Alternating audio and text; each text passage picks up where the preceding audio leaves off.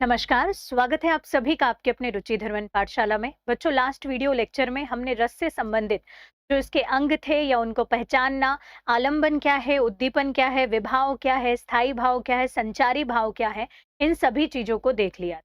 अब हम रस के सबसे महत्वपूर्ण चीज पर चल रहे हैं, वो है रसों के प्रकार। और एक एक करके रसों के प्रकार को हम क्या करेंगे, यहाँ पर वर्णित करेंगे।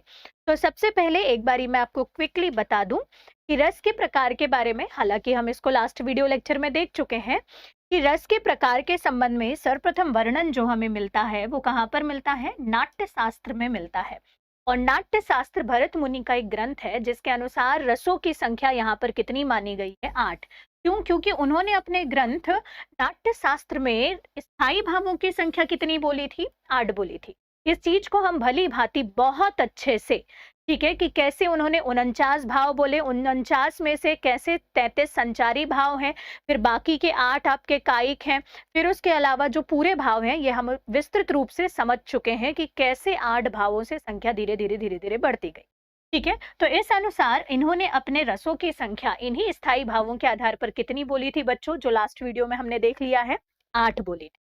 उसके बाद आचार्य उद्भट और आचार्य मम्मट के साथ साथ आचार्य विश्वनाथ जैसे और भी हिंदी विद्वानाचार्य हुए, जिन्होंने यहाँ पर शांत रहने को, या जिसे मैंने आपको कहा था निर्वेद या वैराग्य को ही एक स्थायी भाव के रूप में मनुष्य के अंदर पाया। और इन्होंने कहा कि ये 9वां क्या है, हमारा स्थायी भाव है, और इसी के आधार पे 9वें रस की उत्पत्ति कालांतर में हुई और रसों की जो संख्या हो गई वो क्या कितनी हो गई, 9। और ये जो 9वां रस था वो क्या था बच्चों, शांत रस था। इस प्रकार रसों की संख्या मूलतः कितनी मानी गई, 9। और इन्हीं 9 रसों को हमने सम्मिलित रूप से लास्ट वीडियो लेक्चर में पढ़ चुका है, क्या कहा है, नवरस। बाद में हिंदी विद्वानाचार्य आए और श्रृंगार रस के बारे में उन्होंने और व्याख्या करी और प्रेम के अलग अलग रूप बताए, जैसे कि मैं आपको बता चुकी हूँ। और मुझे लगता है कि इन फ्यूचर अभी भी प्रेम की व्याख्या करना बाकी है, क्योंकि प्रेम की व्याख्या तो मुझे लगता है आप जितना करोगे उतना ज्यादा ये आपको क्या आने लगेगा, समझ आने लगेगा। और यही रीजन है कि इतना शानदार तरीके से प्रेम की व्याख्या करने के कारण रसों का राजा किसे कहा गया, श्रृंगार रस को कहा गया। कालांतर में इसी श्रृंगार रस पे और भी ज्यादा रिसर्च हुए, अनुसंधान हुए, तो इसके 2 जो उपभेद हैं वो निकलकर सामने आए। यदि यही प्रेम अगर कोई माँ अपने बच्चे से करती है तो उसे वात्सल्य कहा जाता है, और 11वें रस के रूप में वात्सल्य रथ की, सॉरी, 10वें रस के रूप में वात्सल्य रथ की उत्पत्ति और 11वें रस के रूप में भक्ति रस की उत्पत्ति हुई। क्योंकि भक्ति भी एक प्रकार का प्रेम है, जो भक्त यहाँ पर, ठीक है, अपने ईष्ट या अपने ईश्वर के प्रति भाव अभिव्यक्त करता है, प्रेम का। तो इसे भक्ति विषयक प्रेम या रति कहा जाता है। इस प्रकार रसों की संख्या कितनी हुई, 11 हुई। एक बार क्विकली मैंने आपको बता दिया, इसकी पूरी कहानी मैंने आपको लास्ट वीडियो लेक्चर में बताई हुई है, उम्मीद है समझ में आई होगी बेटा।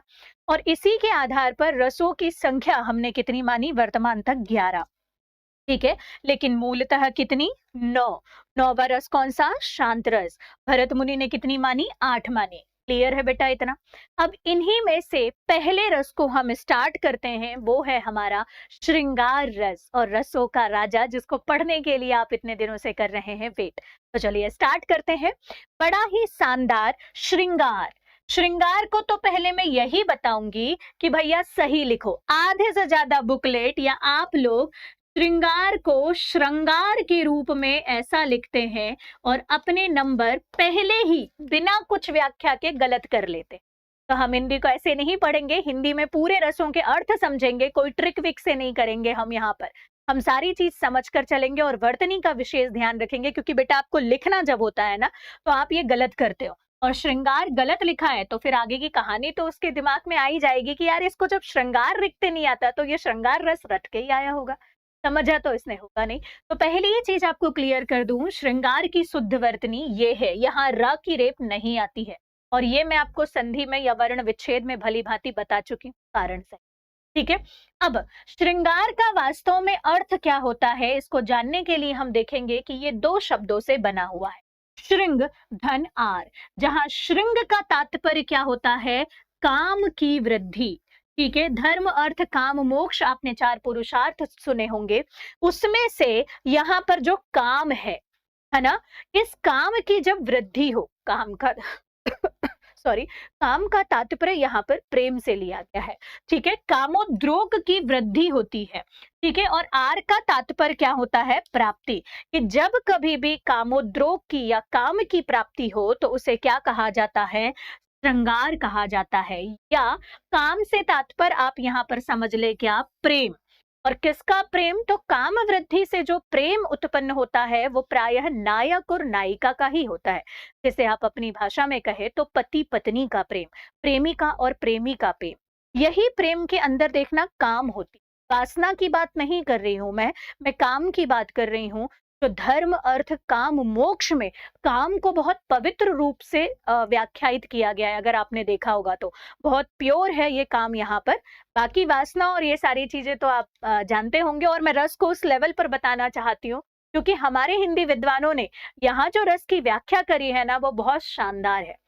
हम अगर प्रॉपरली हमारी हिंदी को पढ़ें, हमारे हिंदी शास्त्रों को पढ़ें, हमारे हिंदी के काव्य को या साहित्य को पढ़ें, तो आपको वास्तव में समझ में आएगा कि ये साहित्य बहुत ही ज्यादा बोलना चाहिए, शुद्ध है, विशुद्ध है।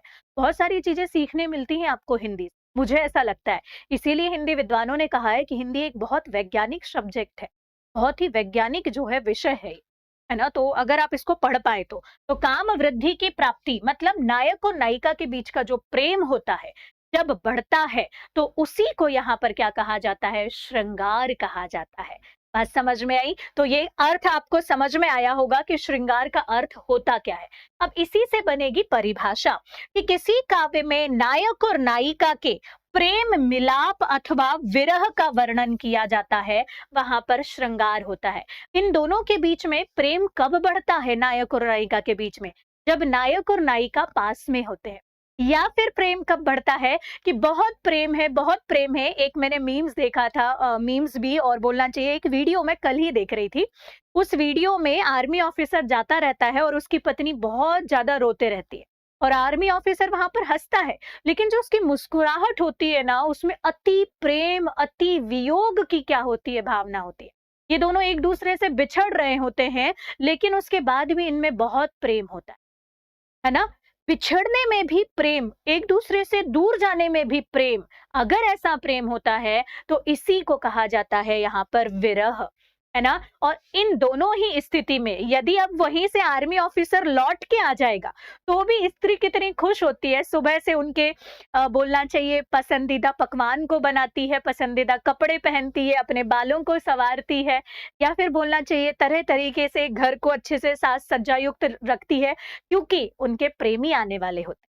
तो दोनों ही स्थिति में देखिए अथाह प्रेम जो होता है वो फूट फूट के नायक और नायिका का एक दूसरे के प्रति दिखता है और इसी प्रेम को कहा जाता है श्रृंगार। लेकिन ये चूंकि दो टाइप से दिखता है, दो अलग अलग टाइप से दिखता है ना। जब नायक और नायिका मिल रहे होते हैं, मिलन होता है इनका, पास में होते हैं, एक दूसरे के साथ में होते हैं, तो इस वर्ड को कहा जाता है संयोग। बात समझ में आई? तो इसी से बाद में रस बनेगा क्या? संयोग श्रृंगार रस। जब दोनों मिले हैं मतलब नायक आ रहा है या बैठा है या शादी हो रही है, ब्याह हो रही है, जब दोनों एक शब्द में समझो साथ में है। और जब नायक और नायिका के बीच में अथाह प्रेम है लेकिन ये दोनों एक दूसरे से क्या है? दूर है, विरह की आग में जल रहे हैं, अग्नि में जल रहे हैं, और वो विरह की अग्नि इन दोनों के बीच में उपस्थित प्रेम के कारण है।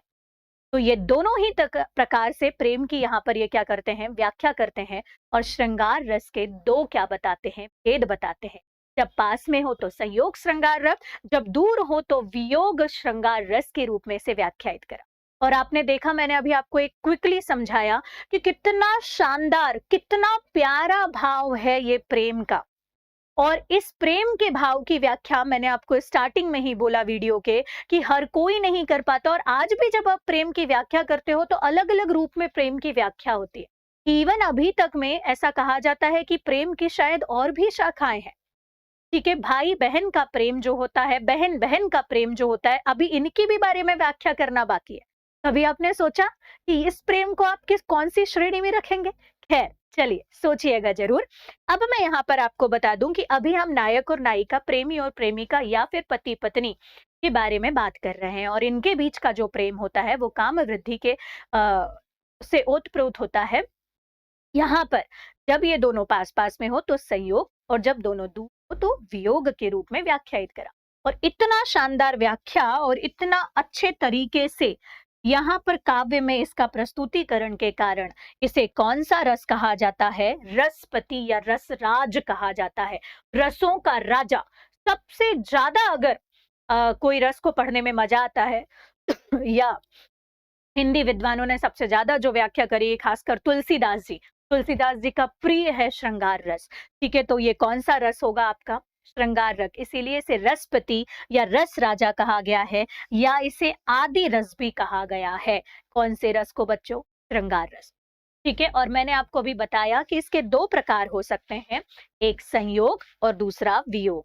ठीक है जी, तो यहीं पर बोला कि नायक नायिका के साथ होने या दूर या अलग अलग होने के आधार पर श्रृंगार रस के दो भाग बांटे गए हैं। ठीक है, जब ये दोनों साथ में होते हैं तो इस रस को कहा जाता है संयोग श्रृंगार रस।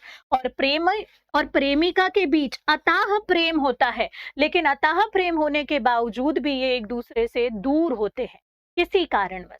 चाहे तो आप देखो, अपनी भाषा में समझाती हूँ, चाहे वो जॉब हो, चाहे वो वनवास हो, चाहे कोई दूसरा कारण हो, चाहे दूर दराज में किसी काम के लिए जाना हो, तो इस तरीके का जो यहाँ पर वियोग होता है या एक दूसरे से ये दूर होते हैं तो इसे वियोग कहा जाता है, या इसका दूसरा नाम मिलता है क्या?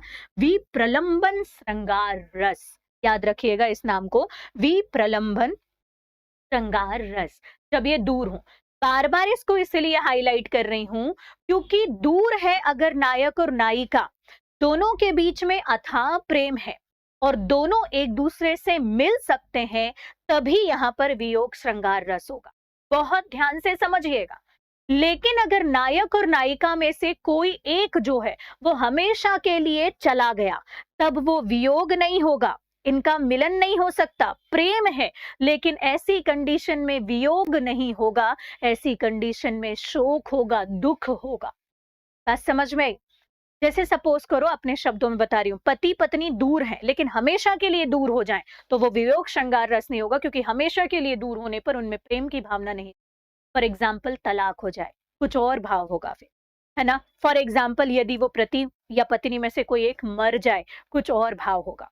पॉइंट टू बी नोटेड, जहां पर आगे वाले रस में ये चीज आएगी वहां मैं इस बात को फिर से डिफरेंशिएट करूंगी, क्योंकि इससे फिर दूसरे भाव की उत्पत्ति हो जाएगी। समझ में आ रही है? अभी नायक और नायिका एक दूसरे से दूर हैं लेकिन दोनों प्यार में है, प्रेम में है और मिल सकते हैं। बात समझ में आई? इसके अलावा कोई दूसरी कंडीशन नहीं है, तभी होगा वियोग श्रृंगार रस। बात समझ में आ रही है बच्चों? तो एक एक करके इनके प्रकारों को समझते हैं। पहला हम समझते हैं संयोग श्रृंगार रस क्या है। दोनों में ही प्रेम, ठीक है। अब संयोग श्रृंगार रस जैसे नाम से स्पष्ट है कि जब काव्य की पंक्ति में नायक नायिका के परस्पर प्रेम मिलाप का वर्णन हो, जब दोनों क्या कर रहे हो, एक दूसरे से मिल रहे हो, एक दूसरे के साथ हो, एक दूसरे के साथ बैठे हो, बातें कर रहे हो, मतलब पॉइंट टू बी नोटेड, इन दोनों को हमेशा साथ में होना चाहिए, इनका मिलाप होना चाहिए।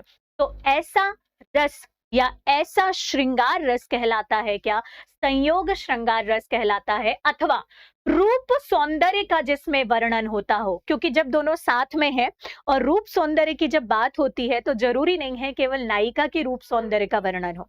जब आप माता सीता और भगवान श्री राम का यहाँ पर बोलना चाहिए मिलन देखते हैं, तो यहाँ पर माता सीता भगवान श्री राम की सौंदर्यता का बड़े ही शानदार तरीके से वर्णन करती हैं जब वो दूल्हा बनते हैं। तो जरूरी नहीं है, क्योंकि हमारे मन में फिर एक भ्रम रहता है कि हमेशा नायिका के ही बाल, बिंदिया, लाली, काजल का ही वर्णन किया जाएगा। जरूरी नहीं है, लेकिन बहुतायत में ये देखा जाता है कि नायिका के ही सौंदर्य का वर्णन होता है, लेकिन जरूरी नहीं है। नायक और नायिका के भी सौंदर्य का वर्णन हो रहा है, जब एक दूसरे से ये मिल रहे हैं तो एक दूसरे की तारीफ कर रहे हैं, तब भी कौन सा श्रृंगार रस होगा? संयोग। ठीक है जी। अब देखिएगा, जब कभी भी संयोग श्रृंगार रस हो रहा है तो मैं हर रस के आपको अव्यय बताऊंगी, जो हम ऑलरेडी देख चुके हैं। जैसे अगर देखें तो ये हम ऑलरेडी देख चुके हैं बेटा लास्ट वीडियो लेक्चर में, है ना, अलग से सबको देख लिया है, लेकिन एक बार फिर से मैं इसको बताऊंगी क्योंकि कभी कभी प्रश्न जो होता है वो आपको एक काव्य की पंक्ति दे दी जाती है और उससे कोई भी अव्यय पूछ लिया जाता है। तो जब कभी भी आप श्रृंगार रस पढ़ेंगे तो इसमें स्थायी भाव जो प्रयोग में आया जाएगा वो रति, रति बोले तो प्रेम। इसके अलावा श्रृंगार रस में अवयव के रूप में जो विभाव आएगा, इस विभाव के अंतर्गत दो चीजें हम देखेंगे। जब भी काव्य की पंक्ति आप देखेंगे तो इसके अंदर अगर आपको आलंबन ढूंढने को आता है तो आलंबन के हम दो प्रकार देख चुके हैं। आश्रय, नायक और नायिका जिसमें से भी किसी एक के मन में प्रेम का भाव जागेगा उसे आप क्या कहेंगे? आश्रय कहेंगे। जैसे नायक का नायिका के प्रति प्रेम भाव जागा तो नायक को आश्रय कहोगे।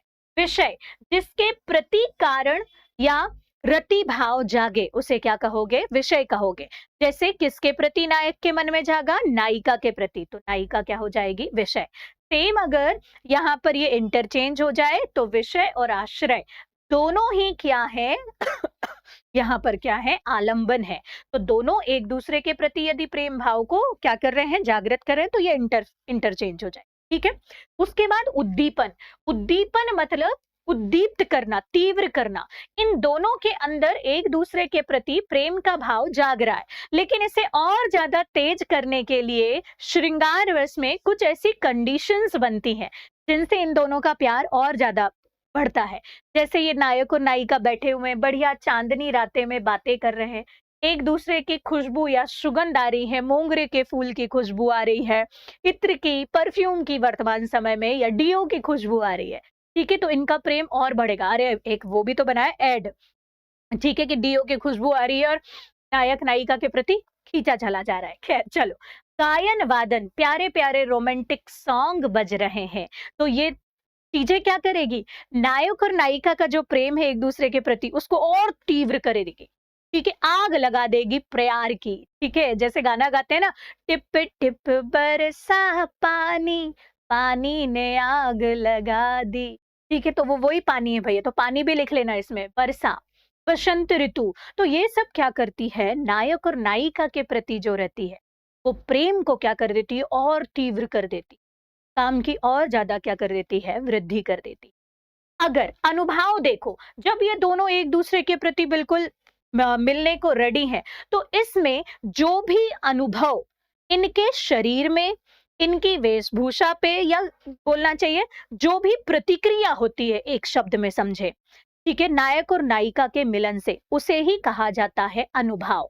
तो क्या होगा इसके अंतर्गत? किसी भी श्रृंगार रस में आप देख लीजिएगा, संयोग वाले में, वियोग में नहीं, संयोग श्रृंगार रस में जो अनुभव होंगे वो एक दूसरे को देखकर मुस्कुराना, स्माइल करना, या चुंबन करना, या आलिंगन, गले मिलना, या शर्म से आंखें झुकाना। ठीक है, नायिका बहुत शर्म से आंखें झुका रही है, लज्जा आ रही है, उसे शर्मा रही है वो, तो ये सब चीजें जो होंगी वहां पर इम्प्लीमेंट होंगी। ठीक है, दैट इज कॉल्ड अनुभव। ठीक है, हर उसमें दिखेगा। अब अलग अलग टाइप के अनुभव हमने कल के या लास्ट वीडियो लेक्चर में पढ़े, उनमें से कुछ जो है जो इसके लिए सुटेबल होंगे, श्रृंगार के लिए, वो होंगे। उसके बाद संचारी भाव, ऐसे कुछ और भाव होंगे जो 2 मिनट के लिए, कुछ देर के लिए आएंगे और छू मंतर हो जाएंगे। जैसे आप मिले, ठीक है, तो पहले यही भाव आते हैं, थोड़ी देर के लिए आते हैं। क्या है? हर्ष, खुशी हो रही है, अरे वो आने वाले हैं, वो आने वाले हैं, खुश हो गए। ठीक है, जिज्ञासा, देखने की जिज्ञासा, कहाँ आ रहा है दूल्हा, कहाँ है मेरा दूल्हा, कहाँ है, कहाँ है, कहाँ है।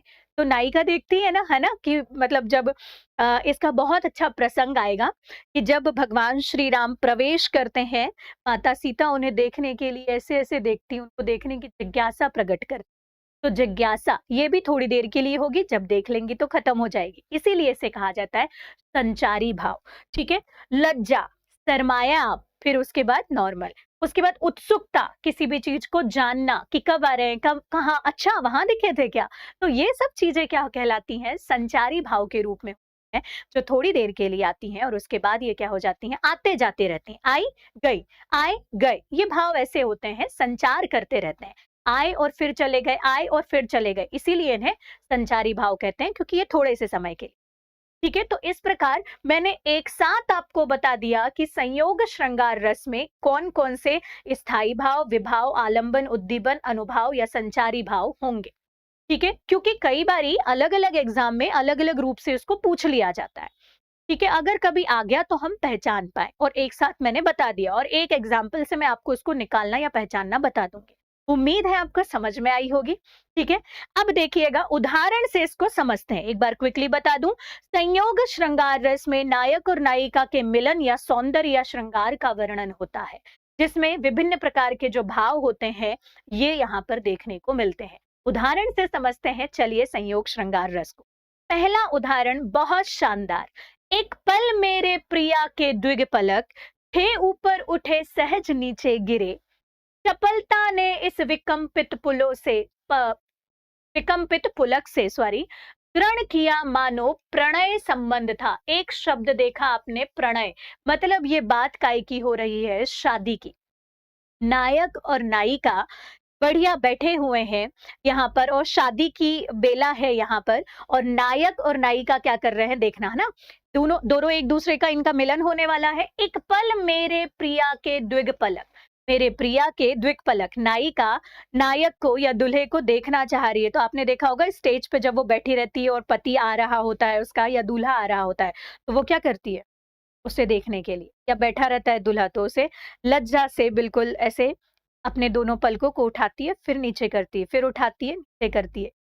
मतलब बहुत चंचल पलके दिखती है, डायरेक्ट देख भी नहीं सकती क्योंकि लज्जा आ रही है, विकंपित होती है, शिविर करती है ना। कभी कोई दुल्हन बना होगा तो वो समझ सकता है ये अनुभव, कि लड़कियां जब दुल्हन, ये लड़कियां ही समझ सकती है, लड़के नहीं समझ पाएंगे कि क्या हो रहा है ना। तो ये क्या करेगी, ऐसे ऐसे करके शिविर होगी हल्की सी, फिर पलके उठाएगी, फिर उसे देखने की कोशिश करेगी, फिर पलके उठाएगी, फिर देखेगी, तो दोनों पलके उसकी उठ रही हैं और बैठ रही हैं। चपलता ने, यही बोला चपलता, मतलब चंचलता, डरा हुआपन, या जो भाव उसके अंदर आ रहा है, इस विकंपित पुलक से दृढ़ किया मानो प्रणय संबंध था। ये इतना प्यारा दृश्य था, ऐसा लग रहा था दोनों के क्या हो रहा है, जैसे शादी हो रही हो, या ऐसा लग रहा हो कि दोनों मंडप पे बैठे, जबकि ये था नहीं। लेकिन आप मान रहे हो कि ये दोनों नायक और नायिका ऐसे मिल रहे हो जैसे एक प्रणय संबंध हो। इतने अच्छे तरीके से इनके प्यार को क्या किया गया है, व्याख्यायित किया गया है। एक बार मैं इसके अव्यय बता दूं, जैसे स्थायी भाव तो हमेशा और हमेशा श्रृंगार रस का क्या रहेगा, रति।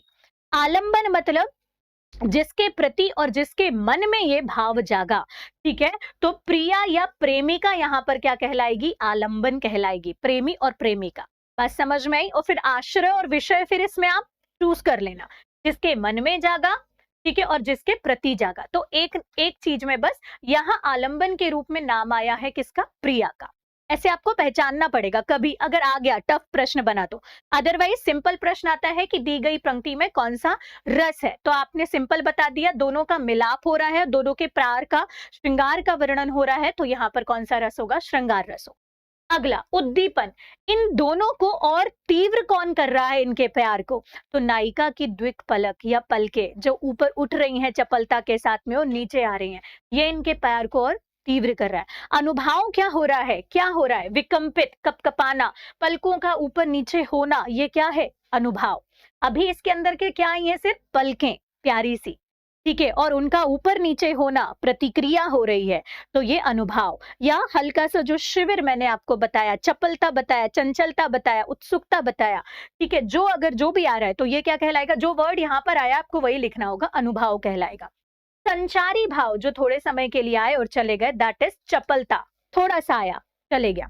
इसके अलावा हृदय की हलचल, जो मैंने बताया ना कि धक धक धक धक धक धक होना, तो ये संचारी भाव है, जो आए और गए, आए और गए, आ रहे हैं जा रहे हैं, ठीक है, तो ऐसे भावों को संचारी भाव कहा जाता है। कभी आ गया तो किसी में से, मतलब कुछ भी पूछ लेगा, ये पंक्ति दे दी और आपको बोला आलंबन बताओ, उद्दीपन बताओ, अनुभाव बताओ, संचारी भाव बताओ। जब बहुत टफ बनेगा तभी पूछता है, अदरवाइज हर पंक्ति में ये सारी चीजें देखने को नहीं मिलती, वो नहीं पूछता। जब तक आपको कोई बड़ी पंक्ति नहीं देगा तब तक आप वहां पर इसके पूरे अवयव नहीं निकाल पाते, ठीक है। लेकिन कभी आ गया तो हम इसके लिए भी तैयार रहे। अदरवाइज प्रश्न क्या आ रहा है कि दिए गए काव्य की पंक्ति में कौन सा रस है, तो आप इजीली बता पाओगे कि ये कौन सा रस है, श्रृंगार। और श्रृंगार में भी कौन सा, संयोग श्रृंगार। और एग्जाम्पल से समझते हैं जी इसको। जैसे दूसरा है, राम को रूप निहारती जानकी, कंगन के नग की परछाई, जाते सबे सुधि भूल गई, कर टेक रही पर टारत नाही। क्या ही शानदार काव्य की पंक्तियां हैं। यहाँ पर तुलसीदास जी ने, मैंने बोला ना, श्रृंगार रस का इतना अनुपम वर्णन किया है कि मतलब पढ़ते से ही आप अगर इसको सही से पढ़ पाए तो आप खुद प्रेम के भाव से ओतप्रोत हो जाएंगे। इतना शानदार। देखिए यहाँ पर तुलसीदास जी क्या कहते हैं। यहाँ पर तुलसीदास जी राम भगवान और माता सीता के मिलन की बात कर रहे हैं कि मंडप के नीचे, मंडप सजा हुआ है बिल्कुल, बारात लगी हुई है, आ गई है द्वार पर, और मंडप के नीचे नायक और नायिका राम भगवान और माता सीता बैठे हुए हैं। अब माता सीता ऐसे करके बैठी हुई हैं और अंगूठी में जो उनका नगीना लगा हुआ है, ठीक है, और कंगन, कंगन में जो नग लगे हुए हैं, तो यहाँ पर अभी कंगन बोला है, कंगन की बात करेंगे। कंगन में जो नग लगे हुए हैं, ऐसे करके बैठी हुई है माता। अब देखिए, जब भी नायिका, अगर आपने देखा होगा हमारे हिंदू धर्म में कि नायिका डायरेक्ट मतलब एक एक अलग सा ही भाव जब वो दुल्हन बनती है तो उसके अंदर आ जाता है ना। आजकल की लड़कियों को मत देखना कि बिल्कुल दुल्हन बन रही है तो हंस रही है, ये है। लेकिन तो भी मैंने देखा है कि यहाँ पर लड़की बड़ा ही बोलना चाहिए उसमें नजाकत के साथ में ऐसी माता बैठी हुई हैं, और उसके बाद में डायरेक्ट तो वैसे करके देख नहीं सकती। आजकल की दुल्हन को इमेजिन मत करना, नहीं तो तुम्हारे श्रृंगार रस का बंटाधार हो जाए। वो तो डायरेक्ट ऐसे देखती हैं, फिर ऐसा करती हैं, ऐसा करती, तो वो लज्जा गई है ना, पुरानी। ठीक है, बताऊं क्या हो रहा है। माता डायरेक्ट उठ के, क्योंकि लज्जा रही हैं, वो देख नहीं सकती हैं अपनी पलकों को उठाकर भगवान श्री राम को, तो वो बहुत ही अच्छे तरीके से अपने जो कंगन है, कंगन में उनकी परछाई देखती हैं, और उनका रूप देखकर माता सीता जो हो जाती हैं, यहाँ पर प्रेम के भाव में लिप्त हो जाती हैं भगवान श्री राम के। ठीक है, तो इसका वर्णन किया गया है दोनों के मिलन का और श्रृंगार का, कि राम को रूप निहारती जानकी, कंकन के नग की परछाई, नग में उनकी परछाई देख रही है।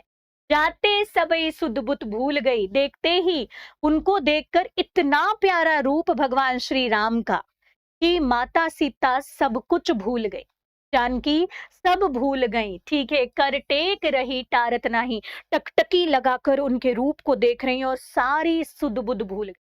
उनका रूप इतना प्यारा है। तो इतने शानदार तरीके से वर्णन किया। कौन सा श्रृंगार रस? संयोग श्रृंगार रस। ठीक है, बसरत लालच लाल की, मुरली धरी लुकाए, सौ करे भौहुन हसे, दैन कहीं नटी जात। मतलब अब यहाँ पर कृष्ण जी का वर्णन हो रहा है, और कृष्ण जी की जो मुरली है उसको यहाँ पर गोपियों ने क्या कर दिया है, लुका दिया है, छुपा दिया है।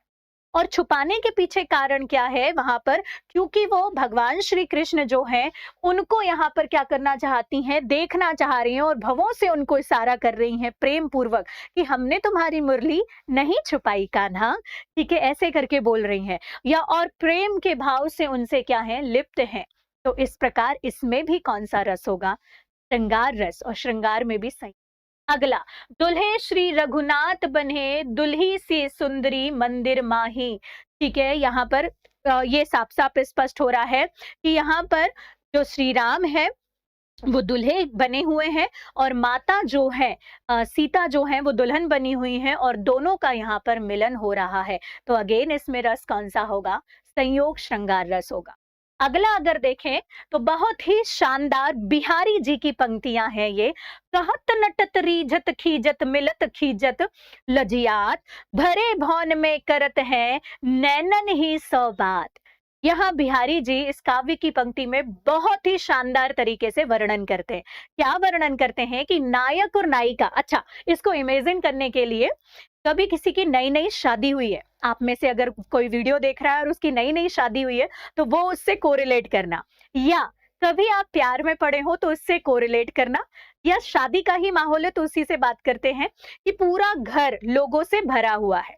या अगर आप प्यार में भी हो, चलो शादी नहीं हुई है तो भी बता रही हूँ कि पूरी भीड़ भाड़ में नायक और नायिका हैं, और नायक और नायिका एक दूसरे से जो है वो आंखों से बात कर, ऐसे बात कर रहे हैं, आंखों से बात कर रहे हैं। तो सपोज करिए आप यहाँ पर ज्यादा अच्छे से इमेजिन कर पाएंगे कि घर पूरा भरा हुआ है लोगों से, और नायक और नायिका एक दूसरे से दूर है, लेकिन यहाँ पर नायक और नायिका की जो है नज़ाकत या बोलना चाहिए उनके उनके अंदर जो वृत्तियाँ आ रही हैं उसकी यहाँ पर व्याख्या करी है बिहारी जी ने। तो ये एक दूसरे से बातें करते हैं। कैसे बातें करते हैं? देखो, कहत नटत रीजत खीजत मिलत खिलत लजियात। कहते हैं नायक नायिका को सपोज़ करो कह रहा होगा आँखों-आँखों में इशारा करके और सिर्फ़ ये दोनों समझ पा रहे हैं, बाकी कोई नहीं, कि मुझे तुमसे मिलना है। ऐसे-ऐसे करके कुछ कर रहा होगा। तो वहाँ पर नायिका उसे मना करती है। हुँ, हुँ, मतलब मुँह से नहीं बोलेगी, सिर्फ़ आँखों से मना करेगी। ठीक है? अब उतने में क्या हो जाएगा नायक गुस्सा हो जाएगा, वो आँखों से ऐसे करेगा उसको, गुस्सा हो गया। ठीक है? उतने में नायिका उसको आँखों-आँखों में ही क्या करेगी? मनाएगी। तो एक-दूसरे से रूठने मनाने का यहाँ पर वो हो रहा है, मनाएगी, मान जाओ ना प्लीज़, ऐसे-ऐसे करके मनाएगी, ठीक है?